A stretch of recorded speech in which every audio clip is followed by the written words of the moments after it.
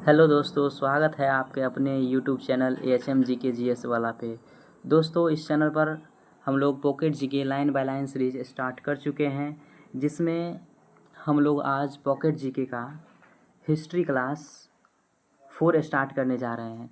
तो सभी लोग इस चैनल को सब्सक्राइब कर ले, अपने दोस्तों के पास ज़रूर से ज़रूर शेयर करें और वीडियो को लाइक कर ले। और सबसे महत्वपूर्ण बात यह है कि आप लोगों को पॉकेट जीके का ओरिजिनल PDF टेलीग्राम चैनल पर उपलब्ध है, तो सभी लोग टेलीग्राम चैनल से ज़रूर जुड़ जाएं।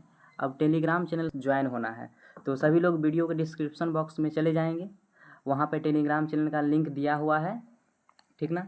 सभी लोग क्या करेंगे, तो वीडियो के डिस्क्रिप्शन बॉक्स में चले जाएंगे और टेलीग्राम चैनल का वहाँ पे लिंक मिलेगा, और टेलीग्राम चैनल का लिंक पर वहाँ पे क्लिक करेंगे। क्लिक करते ही टेलीग्राम चैनल आपका खुल जाएगा, ओपन हो जाएगा। तो वहाँ से ज्वाइन नाउ का ऑप्शन आएगा, ज्वाइन कर लीजिएगा। और ज्वाइन करने के बाद आपके सामने PDF उपलब्ध रहेगा, वहाँ से PDF आप लोग डाउनलोड कर सकते हैं। तो चलिए आज का क्लास स्टार्ट करते हैं, जिसमें है सिंधु घाटी सभ्यता।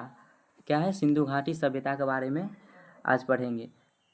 तो फर्स्ट पॉइंट क्या कर रहा है, सो देखिएगा। फर्स्ट पॉइंट, तो सिंधु घाटी सभ्यता विश्व की प्राचीनतम सभ्यताओं में से एक है। साधारणतः इसे सिंधु घाटी की सभ्यता और हड़प्पा सभ्यता के नाम से जाना जाता है। किसके नाम से जाना जाता है, तो बोलेगा सिंधु घाटी सभ्यता को हड़प्पा सभ्यता के नाम से भी जाना जाता है। यह विश्व की सबसे बड़ी सभ्यता है, विश्व की सबसे बड़ी सभ्यता है। सिंधु सभ्यता को आद्य ऐतिहासिक एवं हड़प्पा सभ्यता की कांस्य युगीन सभ्यता के नाम से जाना जाता है। तो सभी लोग मेरे साथ साथ बोलते रहिएगा तो याद हो जाएगा। अगला पॉइंट है, यह सभ्यता मुख्यतः सिंधु नदी घाटी में फैली होने के कारण इसका नाम सिंधु सभ्यता पड़ा। सिंधु घाटी सभ्यता का सिंधु घाटी सभ्यता नाम क्यों पड़ा, क्योंकि ये मुख्यतः जो है सिंधु नदी घाटी, सिंधु बोलेगा सिंधु नदी घाटी में फैली होने के कारण फैला हुआ है, जिसके कारण इनका नाम क्या पड़ा, सिंधु घाटी सभ्यता पड़ा। लगभग 250 साल पहले, लगभग बोलिए 250 साल पहले ईरानी लोगों ने इसे हिंदू हिंदोस, ठीक ना, हिंदू या हिंदोस, यूनानी ग्रीक के लोगों ने इसे इंडोस और रोमन के लोगों ने इसे इंडस कहा था, ठीक ना। यूनानी ग्रीक के लोगों ने क्या कहा था, इंडोस, और रोमन के लोगों ने इसे इंडस कहा था। अगला पॉइंट है, मेसोपोटामिया की सभ्यता सिंधु सभ्यता के समकालीन सभ्यता है, ठीक ना। यह दजला और फ्रात, टिग्रिस और यूफ्रेटस, याद रखिएगा, टिग्रिस और यूफ्रेटस नदी के किनारे बसी सभ्यता है। अकारियन, एमोराइट, एलामाइट मेसोपोटामियन भाषा थी, ठीक ना। यहाँ के लोग सिंधु घाटी सभ्यता को मेलुहा कहते थे। क्या कहते थे, यहाँ के लोग सिंधु घाटी सभ्यता को मेलुहा क्या कहते थे, वहाँ के लोग मेलुहा कहते थे। अगला पॉइंट है, सारगोन अभिलेख में सिंधु सभ्यता को मेलुहा कहा जाता है, ठीक ना। सारगोन अभिलेख में, किस अभिलेख में, तो सारगोन अभिलेख में सिंधु सभ्यता को क्या कहा जाता है, मेलुहा कहा जाता है। मेलुहा नाविकों का देश है। मेलुहा क्या है, नाविकों का देश है। मेलुहा हाजा पक्षी के लिए प्रसिद्ध है। किस पक्षी के लिए, तो हाजा पक्षी के लिए क्या है, प्रसिद्ध है। तो चलिए अगले स्लाइड में चलते हैं। हाँ, तो अगला पॉइंट है, सारगोन अभिलेख में सिंधु सभ्यता को मेलुहा कहा जाता है। मेलुहा नाविकों का क्या है, देश है। मेलुहा हाजा पक्षी के लिए प्रसिद्ध है, इसको याद रखिएगा, हाजा पक्षी के लिए क्या है, प्रसिद्ध है। तो इसका काल निर्धारण रेडियो कार्बन, बोलिए, तो रेडियो कार्बन C14 जैसी नवीन विश्लेषण पद्धति के अनुसार सिंधु सभ्यता की सर्वमान्य तिथि 2350 ईसा पूर्व से 1750 ईसा पूर्व माना जाता है, ठीक ना। तो नोट पॉइंट देखिएगा, तो तिथि निर्धारण की कार्बन C14 पद्धति की खोज अमेरिका के प्रसिद्ध रसायन शास्त्री, कहाँ के, तो अमेरिका के, ठीक ना, प्रसिद्ध रसायन शास्त्री BF लीवी, नाम बोलिएगा BF लीवी, क्या नाम है, रसायन शास्त्री का? तो BF लीवी द्वारा 1946 ईस्वी में की गई थी। इस पद्धति में जिस पदार्थ में कार्बन C14 की मात्रा जितनी ही कम रहती है वह उतनी ही प्राचीन मानी जाती है। यानी जितना कार्बन की मात्रा कम रहेगा उतना ही वो पुराना होगा, प्राचीन होगा। चलिए अगला पॉइंट है 2600 ईसा पूर्व से 1900 ईसा पूर्व नई NCERT के अनुसार बताया गया है। और अगला है 3250 ईसा पूर्व से 2750 ईसा पूर्व सारगौन अभिलेख के अनुसार। इस अभिलेख सारगौन अभिलेख के अनुसार मध्य एशिया में। अगला है 2350 से 1750, 2350 ईसा पूर्व से 1750 ईसा पूर्व ओल्ड NCERT के अनुसार, पुराने NCERT के अनुसार बताया गया है। और अगला पॉइंट है सिंधु सभ्यता का विस्तार यानी क्षेत्रफल में लगभग क्या है 13 लाख वर्ग किलोमीटर है। बोलिए कितना विस्तार फैला हुआ है? तो 13 लाख वर्ग किलोमीटर है। यह त्रिभुजाकार सभ्यता है। कैसी सभ्यता है? तो याद रखिएगा किस आकार में है? तो त्रिभुजाकार सभ्यता है। तो चलिए देखते हैं इसको। उत्तर में मांडा, उत्तर में कौन है? मांडा जम्मू कश्मीर। उत्तर में कौन है? मांडा जम्मू कश्मीर में चिनाब नदी के किनारे है। कहाँ है? चिनाब नदी के किनारे है। और पूरब में कौन है? आलमगीर उत्तर प्रदेश में। पूरब में कौन है? आलमगीर उत्तर प्रदेश। हिंडन नदी के किनारे है ये क्षेत्र, ठीक ना। हैमाबाद क्या है? अगला हैमाबाद मध्य प्रदेश महाराष्ट्र। प्रवर नदी के दक्षिण में है, प्रवर नदी के पास है। और दासक नदी, अगला कौन है? दासक नदी के किनारे कौन है? बोलिए। तो सुतक गिंडोर क्या है? सुतक गिडोर बलूचिस्तान पश्चिम में है, ठीक ना। पश्चिम में दासक नदी के किनारे सुतक गिंडोर बलूचिस्तान है। चलिए अगला पॉइंट है, अगला है सिंधु सभ्यता का विस्तार भारत, पाकिस्तान एवं अफगानिस्तान में फैली हुई थी। कहाँ कहाँ फैली हुई थी? तो भारत में, पाकिस्तान में और अफगानिस्तान में फैली हुई थी। नवीनतम आंकड़ों के अनुसार यह सभ्यता 400 से 500 वर्षों तक विद्यमान रही, ठीक ना। कितने वर्षों तक? 400 से 500 वर्षों तक। तथा 2200 ईसा पूर्व से 2000 ईसा पूर्व के मध्य अपने परिपक्व अवस्था में आया। कब आया? तो 2200 ईसा पूर्व से 2000 ईसा पूर्व के बीच में आया। तो इस सभ्यता से परिपक्व अवस्था में 6 बड़े नगर मिले जो मोहनजोदड़ो थे। 6 बड़े नगर कौन कौन से? तो पहला बोलिएगा मोहनजोदड़ो, दूसरा हड़प्पा और तीसरा गनवारी वाला, ठीक ना। गनवारी वाला और धोलावीरा, राखीगढ़ी और है कालीबंगा। अफगानिस्तान से स्थित सुरदुर्ग और मुंडीगाक हड़प्पा सभ्यता के पुरातात्विक स्थल है। सोरतुगई, ठीक ना। सोरतुगई उत्तर अफगानिस्तान में, उत्तरी अफगानिस्तान में कोकचा क्या है? कोकचा और बॉक्सस क्या है? ऑक्सस नदी के संगम पर स्थित है। कहाँ पर स्थित है? तो अफगानिस्तान में, उत्तरी अफगानिस्तान में कोकचा और ऑक्सस नदी के संगम पर। संगम उसको बोलते हैं जहाँ पर 2 नदी या 3 नदी आपस में वहाँ पर क्या करती है? मिलती है, उस संगम पर स्थित है। अगला पॉइंट है इस सभ्यता के अब तक 350 से अधिक स्थल प्रकाश में आ चुके हैं। कितने? 350 से अधिक। इसके अधिकांश स्थल गुजरात, बोलिए इसके अधिकांश स्थल मतलब अधिकांश मतलब क्या? ज़्यादातर स्थल क्या है? गुजरात में, लगभग 200 में है। सिंधु सभ्यता में हड़प्पा का सर्वप्रथम उत्खनन हुआ। सिंधु सभ्यता में हड़प्पा का सबसे पहला क्या हुआ था? उत्खनन यानी खुदाई हुआ था। कब? 1921 ईस्वी में। इसलिए सिंधु सभ्यता को हड़प्पा सभ्यता के नाम से जाना जाता है।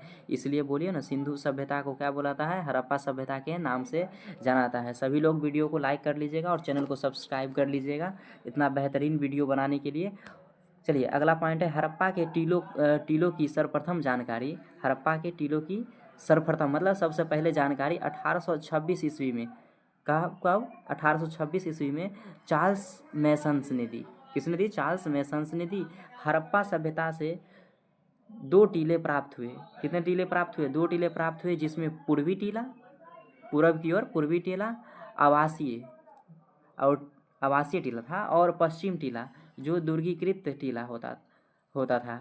दुर्गीकृत टीला हुआ करता था जो ऊंचे टीले पर स्थित था, जो ऊंचे टीले पर स्थित था। हड़प्पा से स्वास्तिक का निशान मिला। क्या मिला? बोलिए। हड़प्पा से स्वास्तिक का निशान मिला। इस काल में देवताओं की मूर्तियां प्राप्त हुई। इस काल में बोलिए ना, क्या चीज़ प्राप्त हुआ? देवताओं की मूर्तियां प्राप्त हुई, लेकिन मंदिर बनना आरंभ नहीं हुए थे। मंदिर बनना वहाँ पे शुरू नहीं हुआ था।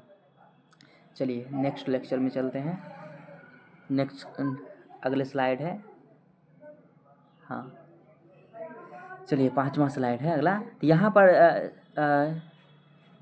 छः की 2 पंक्तियों में कुल 12 स्नानागार मिले हैं। कितने स्नानागार मिले? याद रखिएगा, 12 स्नानागार मिले हैं, जिसका कुल क्षेत्रफल 2745 वर्ग किलोमीटर से अधिक है। ठीक ना? कुल क्षेत्रफल कितने हैं? 2745 वर्ग किलोमीटर से अधिक है। यहाँ से स्त्री के गर्भ से निकला हुआ पौधा मिला। ठीक ना? स्त्री के गर्भ से निकला हुआ पौधा मिला, जिसे उर्वरता की देवी माना जाता है। क्या माना जाता है? उर्वरता की देवी माना गया है।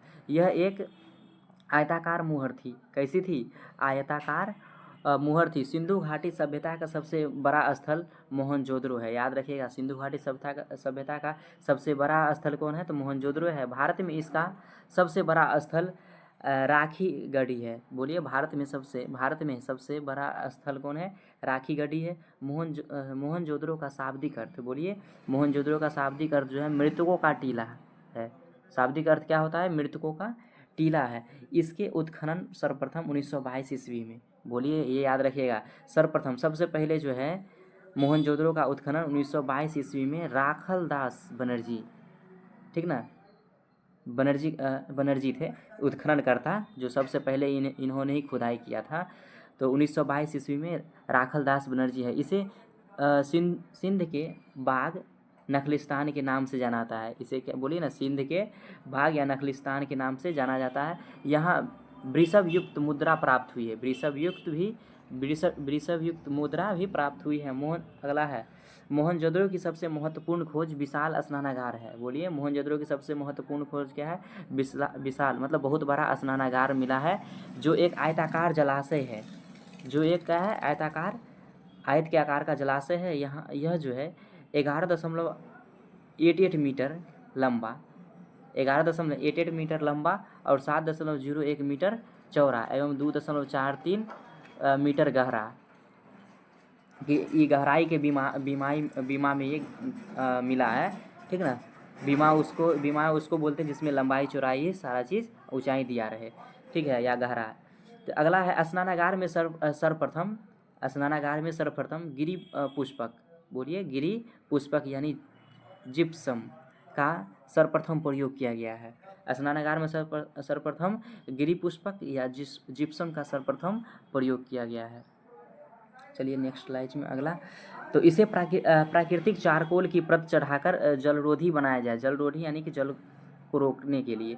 ठीक ना? क्या चीज़? चारकोल की परत बनाया गया, जिससे जलरोधी बनाया गया। यह विशाल स्नानागार धर्मानुष्ठान संबंधी स्नान के लिए था। किसके लिए था? धर्मानुष्ठान संबंधी स्नान के लिए।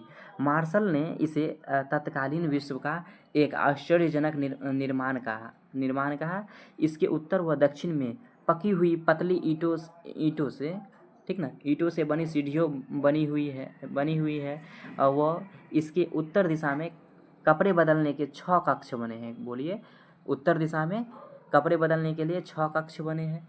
अगला पॉइंट, मोहनजोदड़ो की सबसे बड़ी इमारत ग्रेट ग्रेनरी। सबसे बड़ी इमारत बोलिएगा ग्रेट ग्रेनरी या विशाल स्नानागार थी। यह पूर्व से पश्चिम 45.72 मीटर लंबा तथा उत्तर से दक्षिण 22.86 मीटर चौड़ा था। यहाँ से असेंबली हॉल जिसको सभा भवन बोलते हैं, आयताकार भवन, पुरोहित आवास, ठीक ना, पुरोहित आवास आयताकार था के अवशेष भी मिले हैं। अगला है, एक नर्तकी की मूर्ति मिली जो कांस्य धातु की बनी हुई थी। नर्तकी की मूर्ति भी मिली जो क्या चीज़ से बना हुआ था? कांस्य धातु से बना हुआ था। वह नग्न अवस्था में है। किस अवस्था में है? नग्न अवस्था में है एवं इसके एक हाथ में चूड़ियाँ पहन रखी है। एक हाथ में क्या है, चूड़ियाँ भी पहन रखी है। नेक्स्ट पॉइंट, मोहनजोदड़ो से एक मुहर मिलती है, मोहनजोदड़ो से एक मुहर मिलती है जिस आद्य शिवा, बोलिए आद्य शिवा, 3 मुख वाले देवता का चित्र मिलता है। आद्य शिवा यानी 3 मुख वाले देवता, 3 मुख वाले देवता का चित्र मिलता है, जिसे सर जॉन मार्शल ने, बोलिए सर जॉन मार्शल ने इन्हें पशुपतिनाथ कहा गया है। पशुपतिनाथ कहा है, किसने कहा है, तो सर जॉन मार्शल ने पशुपतिनाथ भी कहा। इतिहासकार पिंगट ने हड़प्पा व मोहनजोदड़ो को सिंधु घाटी सभ्यता की जुड़वा राजधानी कहा है, ठीक ना। इतिहासकार पिंगट ने, बोलिए पिंगट ने हड़प्पा व मोहनजोदड़ो को, हड़प्पा और मोहनजोदड़ो को सिंधु घाटी सभ्यता का जुड़वा राजधानी कहा है। चलिए अगले स्लाइड में चलते हैं। तो सिंधु घाटी सभ्यता में घरों के दरवाजे मुख्य मार्ग पर न खुलकर पिछवाड़े की ओर खुलते थे। कहाँ खुलते थे, पिछवाड़े की ओर खुलते थे।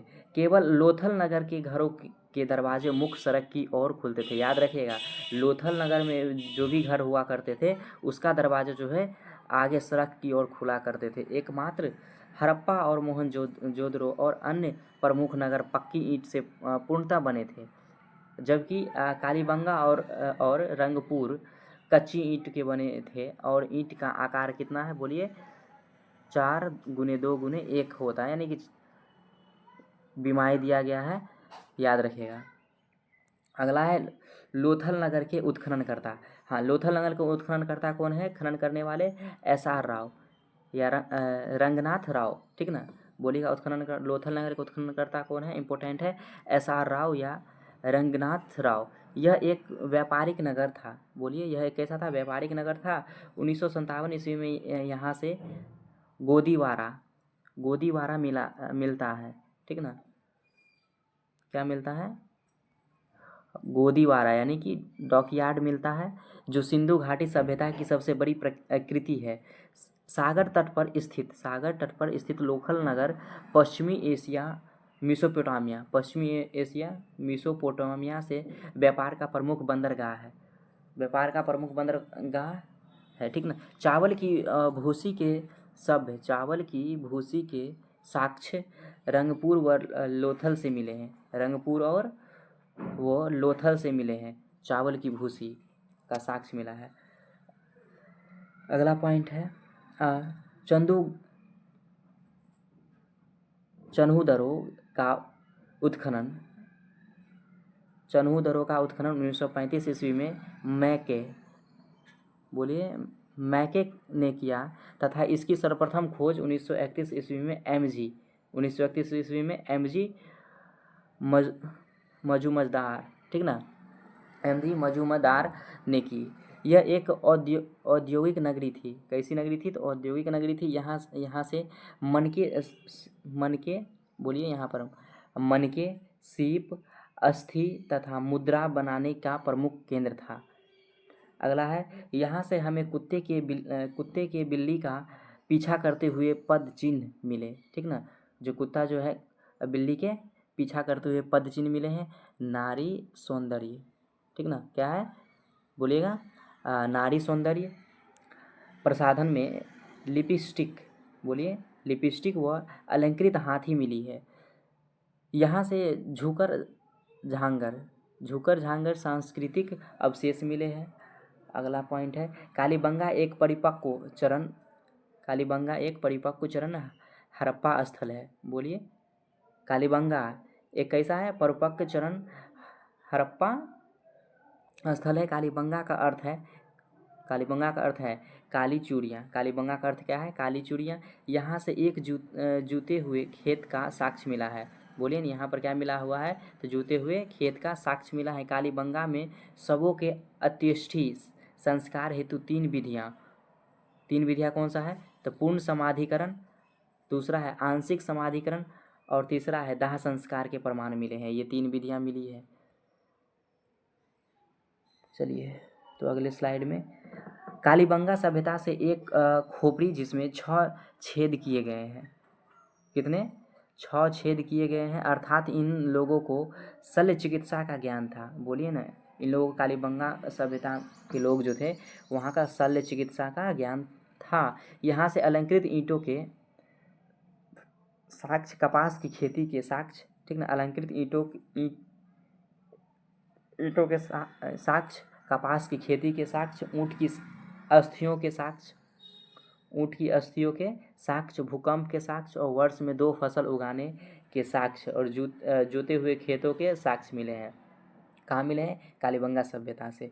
अगला पॉइंट है धोलावीरा। अगला क्या है? धोलावीरा गुजरात। धोलावीरा कहाँ है? तो गुजरात के कच्छ जिले के भचाऊ तालुका में स्थित है। गुजरात के कच्छ जिले के भचाऊ तालुका में स्थित है। यह सिंधु सभ्यता का प्राचीन और विशाल नगर है। अगला पॉइंट है धोलावीरा सिंधु सभ्यता का एकमात्र ऐसा शहर था जो 3 भागों में विभाजित किया गया था। कितने भागों में? तो 3 भागों में विभाजित किया गया था। वह दुर्ग, मध्यनगर और निचले शहर। कौन? दुर्ग, मध्यनगर और निचले शहर में विभाजित था तथा प्रत्येक भाग विशाल पत्थर की दीवारों से घिरा था। ठीक ना, प्रत्येक भाग जो था ना, प्रत्येक भाग विशाल पत्थर की दीवार से घिरा हुआ था। चारों तरफ कैसा था? तो बड़े बड़े पत्थर से घिरा हुआ था तथा अति विशिष्ट जल प्रबंधन व्यवस्था के कारण सिंधु सभ्यता का अनुष्ठान नगर था। चलिए नोट पॉइंट ध्यान दीजिएगा। धोलावीरा एक हड़प्पा कालीन नगर को वर्ष 2019-20 में विश्व धरोहर स्थल में शामिल किया गया। कब शामिल किया गया? तो 2019-20 में विश्व धरोहर स्थल में शामिल किया गया। 27 जुलाई 2021 को यह फैसला world heritage committee of UNESCO ने लिया। कब? 27 जुलाई 2021 को। चलिए तो अगला पॉइंट है हड़प्पा सभ्यता की पहली खगोलीय वेधशाला धोलावीरा में पाई गई। कहाँ पाई गई? धोलावीरा में पाई गई। यहाँ से स्टेडियम के साक्ष्य मिले। क्या मिले? स्टेडियम के साक्ष्य मिले तथा यहाँ के 16 कृत्रिम जलाशय प्राप्त हुए। कितने? 16 कृत्रिम जलाशय प्राप्त हुए और एक पॉलिश युक्त सूचना पट, जिसको नोटिस बोर्ड कहा जाता है, वो भी मिला है। चलिए अगले स्लाइड में अगला पॉइंट है सुरकोटदा। क्या है? सुरकोटदा या सुरकोटरा भी गुजरात में स्थित है। कहाँ स्थित है? गुजरात में। सुरकोटदा से हमें घोड़े की अस्थियाँ मिली। क्या मिली? घोड़े की अस्थियाँ मिली, किंतु सिंधु घाटी सभ्यता के लोगों को घोड़े का ज्ञान नहीं था। अगला पॉइंट है रंगपुर स्थल गुजरात के काठियावाड़, ठीक ना, काठियावाड़ जिले में। कहाँ? गुजरात के काठियावाड़ जिले में स्थित है, जहाँ से हम चावल के दाने के साक्ष्य मिले हैं। क्या मिले हैं? चावल के दाने के साक्ष्य मिले हैं। अगला है सिंधु सभ्यता के लोगों को लिपि का ज्ञान था। क्या चीज़ का ज्ञान था? लिपि का ज्ञान था। इनकी लिपि भाव चित्रात्मक लिपि थी। क्या थी? भाव चित्रात्मक लिपि थी। यह दाईं से बाईं ओर लिखी जाती थी। इधर दाईं से बाईं ओर लिखी जाती थी। इसे गौमूत्राक्षर लिपि, क्या बोलते हैं इसे? गौमूत्राक्षर लिपि भी कहा जाता है। इसमें 375 से 400 भाव मिले हैं। कितने? 375 से 400 भाव मिले हैं और इसे अभी तक पढ़ा नहीं गया है। अगला पॉइंट है सिंधु घाटी सभ्यता विश्व की प्रथम नगरीय सभ्यता है, जिसके शहर ग्रिड प्रणाली पर बसे हुए थे। किस प्रणाली पर? ग्रिड प्रणाली पर। साथ साथ बोलते रहेगा तो याद हो जाएगा। और सड़कें एक दूसरे को समकोण पर काटती थी। कैसा? समकोण पर काटती थी। समकोण का मतलब क्या होता है? सभी लोग बताइएगा। समकोण का मतलब, कहने का मतलब 2 लाइन ऐसा कट होना चाहिए, जिस तरीके से यहाँ देखिएगा बता रहे हैं। 2 रास्ता ऐसे कट होना चाहिए जो आपस में कितना डिग्री का कोण बनाए? 90 डिग्री का। जैसे यहाँ पर एक ठो दिखाए हैं फिगर के माध्यम से, देखिए इस तरीके से 90 डिग्री का कोण जहाँ पर बनता है उसको समकोण काटती थी। कैसे काटती थी? समकोण पर काटती थी। अगला पॉइंट है सिंधु सभ्यता के लोग यातायात के लिए 2 पहियों एवं 4 पहियों वाला बैलगाड़ी का उपयोग करते थे। सिंधु घाटी सभ्यता के लोग यातायात यानी कि ट्रैवलिंग के लिए 2 पहियों 4 पहियों वाली बैलगाड़ी का प्रयोग करते थे, उपयोग करते थे। अगला पॉइंट है सिंधु सभ्यता में समाज संभवतः 4 वर्गों में विभाजित था। सिंधु सभ्यता में समाज लगभग कितने वर्गों में बटा हुआ था? तो 4 वर्गों में बटा हुआ था। पहला पुरोहित वर्ग, पहला क्या था? पुरोहित वर्ग, दूसरा व्यापारी वर्ग, तीसरा किसान वर्ग और चौथा श्रमिक वर्ग। इसको याद रखिएगा, इम्पोर्टेंट है। तो चलते हैं अगले स्लाइड में। तो अगला स्लाइड में है सिंधु सभ्यता में शांति प्रिय लोग रहते थे। सिंधु घाटी सभ्यता में शांति प्रिय लोग रहते थे क्योंकि यहाँ अत्यंत कम मात्रा में हथियार मिले, बहुत कम मात्रा में हथियार मिला। तलवार से परिचित नहीं थे, तलवार तो वहाँ था ही नहीं, क्योंकि यहाँ लोग लोहे से परिचित नहीं थे। यहाँ पर लोहा भी नहीं मिला तो वहाँ का लोग लोहा से भी परिचित नहीं थे। यह कांस से यानी कांस उसको बोलते हैं जो तांबा और टीन से मिलकर बना होता है। तांबा और टीन से मिलकर बना होता है, ये मिश्र धातु है कांस जिसको बोलते हैं, का प्रयोग करते थे। क्या चीज़ का प्रयोग करते? कांस्य का प्रयोग करते थे। अगला है इस सभ्यता में सोने व चांदी का प्रयोग करते थे। बोलिए, सोना और चांदी का प्रयोग करते थे क्योंकि यहाँ पुरुष व महिलाएं जवाहरात पहनते थे। क्या पहनते थे? जवाहरात यानी कि आभूषण पहनते थे और श्रृंगार भी करते थे। इस सब का उपयोग सोना चांदी का अपने आभूषण में करते थे।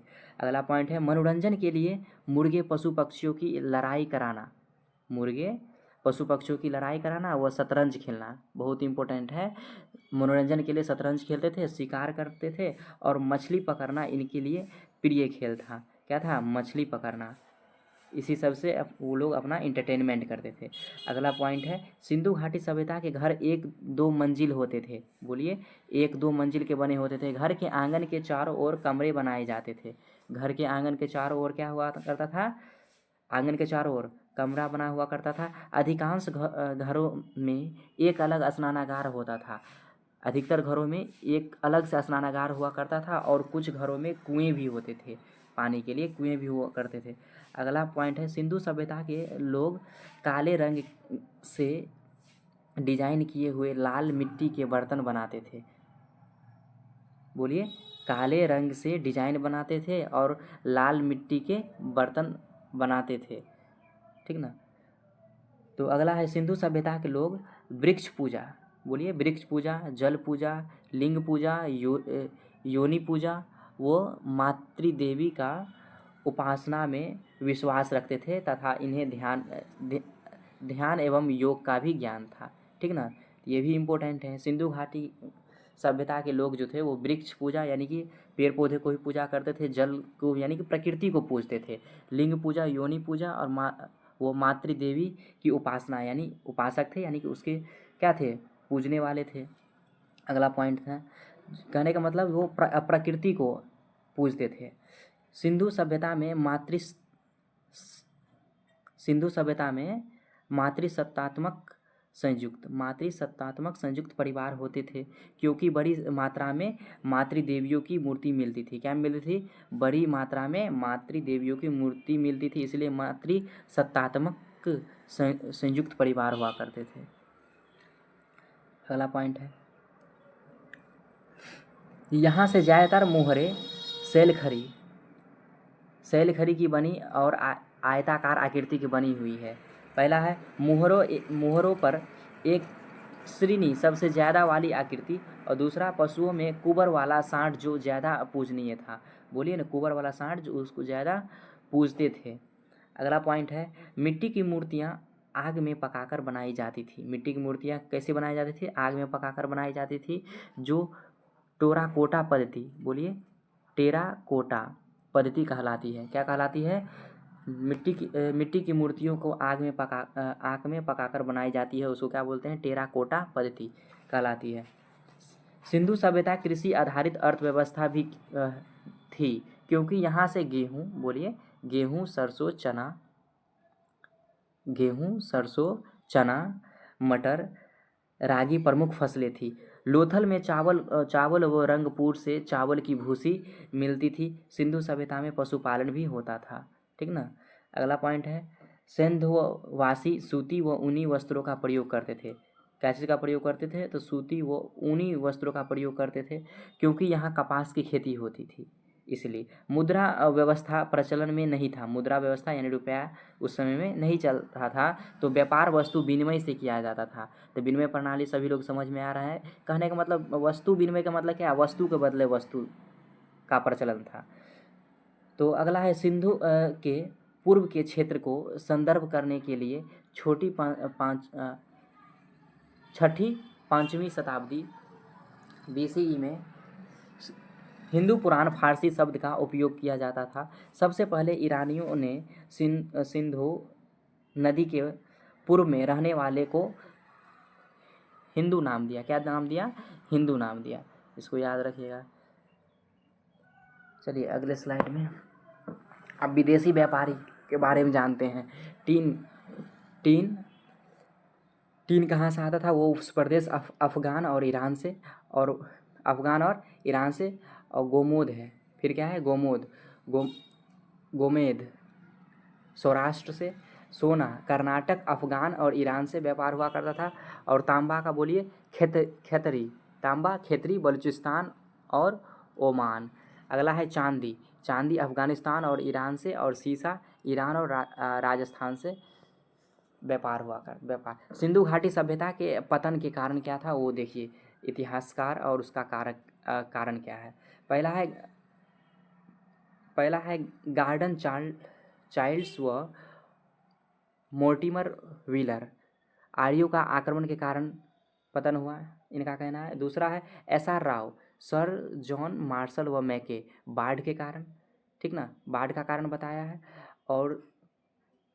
और बोलिएगा सर जॉन मार्शल। अगला है तीसरा, सर जॉन मार्शल प्रशासनिक शिथिलता के कारण। इन्होंने क्या बतलाया? प्रशासनिक शिथिलता के कारण। और चौथा है अमलानंद घोष। चौथा क्या है? अमलानंद घोष इतिहासकार है। पतन होने का कारण क्या है? जलवायु परिवर्तन, ठीक। और पांचवा है UR कैनेडी। पांचवा क्या है? सभी लोग अपने अपने कॉपी में भी नोट करते चलिएगा। UR Kennedy. इन्होंने क्या बताया कारण पतन होने का? तो प्राकृतिक आपदा। सिंधु घाटी सभ्यता का पतन होने का कारण क्या बताया? प्राकृतिक आपदा। और छठा है माधोस्वामी वत्स। तो नदियों के रुख बदलने से इनका पतन हो गया, ये बताया गया है। चलिए अगले स्लाइड में। तो सिंधु घाटी सभ्यता के समानता प्रारंभिक जानकारी कहाँ से मिली है वो देखते हैं। 1826 ईस्वी में तो चार्ल्स मेसन ने सर्वप्रथम प्रकाश डाला। सर्वप्रथम किसने प्रकाश डाला? तो चार्ल्स मेसन ने, याद रखिएगा। और दूसरा है 1853 में अलेक्जेंडर कनिंगम ने हड़प्पा का सर्वे किया 1853 में। और तीसरा है 1856 ईस्वी में जॉन बर्टन एवं विलियम बर्टन लाहौर से कराची के मध्य रेलवे लाइन बिछा रहे थे, एवं उन्होंने अनजाने में हड़प्पा की ईंटों का प्रयोग किया, ठीक ना। अनजाने में, उन्हें पता नहीं था, हड़प्पा की ईंटों का प्रयोग किया। तो अगला पॉइंट है 1856 ईस्वी में अलेक्जेंडर कनिंगम ने दूसरी बार हड़प्पा का सर्वे किया। पहली बार कब किया? 1853 में, ऊपर देख रहे होंगे दूसरे पॉइंट पर। सर्वप्रथम सर्वे किया 1853 में अलेक्जेंडर कनिंगम। फिर दूसरी बार कब किया अलेक्जेंडर कनिंगम ने? तो 1856 में, 3 साल बाद।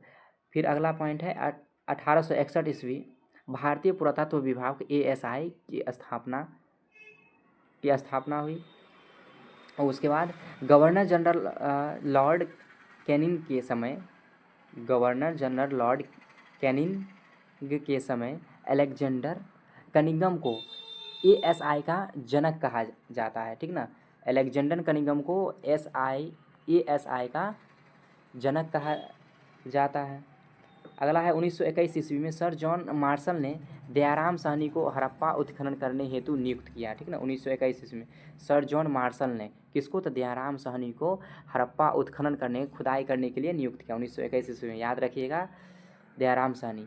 1922 ईस्वी में सर जॉन मार्शल ने राखलदास बनर्जी को मोहनजोदड़ो का उत्खनन करने के लिए उत्खननकर्ता के रूप में नियुक्त किया। किसको? बोलिए। तो मोहनजोदड़ो को उत्खनन करने के लिए राखल दास बनर्जी को नियुक्त किया। अगला पॉइंट है 1924 ईस्वी में सर जॉन मार्शल। 1924 ईस्वी में सर जॉन मार्शल भारतीय पुरातत्व विभाग के तत्कालीन महानिदेशक ने सिंधु घाटी सभ्यता हड़प्पा सभ्यता का नामकरण किया। ठीक, चलिए कोई दिक्कत। तो आज का क्लास यहीं पर रखते हैं, फिर मिलते हैं नेक्स्ट लेक्चर में। तो आप सबों के लिए स्क्रीन पर दिख रहा होगा AHM GK GS वाला की तरफ से बहुत बड़ा थैंक यू। चलिए ठीक है, तो मिलते हैं नेक्स्ट लेक्चर में, तब तक के लिए ओके बाय।